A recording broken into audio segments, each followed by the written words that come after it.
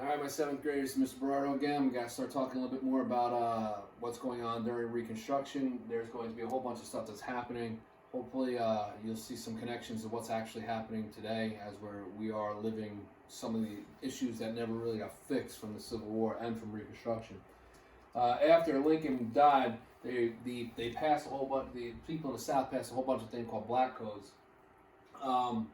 Once Johnson let them take power again, they passed laws to severely limit the freedmen. They said they couldn't own guns, they couldn't serve on juries, they still didn't have the right to vote yet. It basically makes them say that the freedmen were now working for free without signing a contract. After they sign a contract, they have to work for free, and there's really nothing about it. They got to marry, they got to own land, but other than that, that's all they really got. There wasn't much. They were really not much better off than they were as slaves, except for now they could read and write, and now they can own land, and they can, marry to whomever they want. That's going to be an issue. We're going to see some things happen. The codes are going to be different from state to state. These are pretty much all in the South. There are some things that are going to go up through the North as well, but for the most part, most of these upper laws are going to be in the South. So Congress is going to be really mad at this. There's this group called the Radical Republicans. They're going to start and they're going to make radical changes to the way Reconstruction's done. They're going to pass the 14th Amendment. They are going to say they're going to grant citizenship to all the slaves or all the freedmen. Anybody born in the United States now is a free person, is a citizen. They're going to have new elections. They're going to keep Democrats away from the polls, and radical Republicans are going to win, and Republicans are going to win a vast majority of the southern, or all of the southern states, and things are going to going to go the way the Republicans want them. The radicals are going to turn the United States, or the southern part of the Confederacy, former Confederacy, into 5 military districts. They're going to impeach Johnson because they don't really like what he is. Very similar to what we see today. There's going to be a lot of stuff that's going on, but he won't be impeached by one vote simply because they realize that it's not a felony. He didn't commit a misdemeanor. He didn't do anything. They can't convict somebody simply because they don't like him. That sets a bad precedent. Very similar, very eerily similar to what's going on today. These are our 5 military districts: Texas, Arkansas, Louisiana, Mississippi, Georgia, Alabama, and then our different one. The Virginia, North Carolina, South Carolina are going to be split into 2.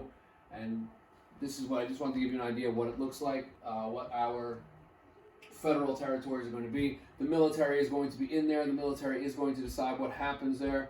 And then we see after Johnson that we have to elect a new person. And in this election, we will see the election of Ulysses S. Grant.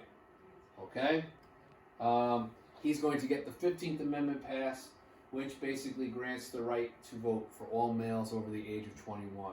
So we have the 13th Amendment, which bans slavery, the 14th Amendment that grants citizenship, and the 15th Amendment that grants the right to vote. Those are your 3 amendments that you will need to know forever. No matter what history class you take, American history, some way, shape, or form, you're going to talk about the 13th, 14th, and 15th Amendments. Grant has his issues, but we'll talk about that. We're going to have a whole bunch of people going down to the South to really try and help rebuild it, to try and make some money. Scalawags are going to be a term that's used by the Southerners for people that are from the South that are going to try and help out and help Republican governments. These are people that were opposed to secession. They're not really well liked. And carpetbaggers are people that come from the North to try and make some money and make a fortune, but they're called carpetbaggers because this is their bag and it's made out of a carpeted material, but they do get very, very wealthy. It is a term used to this very day for people who, I don't want to say don't really belong, but people who aren't from an area that try to take advantage of the situation. Okay? Hiram Revels and Blanche K. Bruce are going to be your first African American males that are going to be in the Senate. He's going to finish Hiram Revels is going to finish Jefferson Davis's term, and Blanche K. Bruce is going to be the first one to be elected the first African American male to be elected to a full term in 1874. You're going to see problems with this group that are a whole bunch of people that do not like what's going on. But the KKK is going to come out because it started at during Reconstruction. They're going to work to keep the Republicans out of power. They're going to work to keep the African Americans from getting any sort of participation in government. And they're going to do all sorts of horrible, horrible things that we don't really need to go into right now. And I mean, we don't need to hash up, old wounds and fester and pour salt in the wounds of new ones. So we do need to rebuild the South. We are going to be rebuilding schools for blacks and whites. We are going to be rebuilding bridges. We're going to be rebuilding telegraph lines, roads, bridges, railroads, all sorts of stuff. 7,000 miles of railroad track going to be laid in 14 years. Some other things that happen. We're going to see a whole bunch of corruption. People are paying taxes. People are getting bent out of shape. They got to spend money.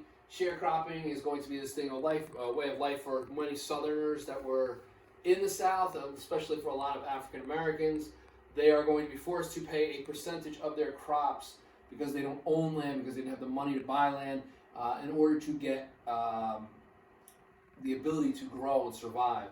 So the owner of the land, the former master, would basically lend you stuff to farm and produce. And for a percentage of your crop, a share of your crop, you would pay them back. It's usually about 10%. It can be a little bit more, but essentially, when you don't recover or you don't cover the rent money, you have to pay out in next year's bill. So you could be stuck in this poverty, and you could be stuck in this cycle forever.